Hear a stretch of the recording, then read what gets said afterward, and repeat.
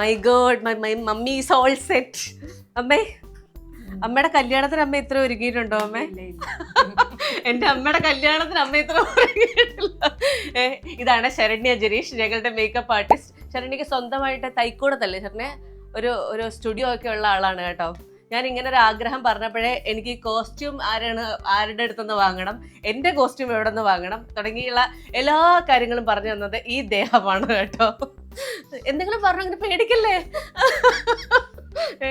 അപ്പൊ ഏതായാലും എനിക്ക് അമ്മയുടെ കുറച്ച് എക്സ്പീരിയൻസുകൾ ചോദിക്കട്ടെ. എങ്ങനെയുണ്ട് അമ്മ ഒരുങ്ങിയത്? നന്നായിട്ടുണ്ട്. അമ്മ ഹാപ്പി അല്ലേ? തീർച്ചയായിട്ടും ഞാൻ ഹാപ്പിയാണ്.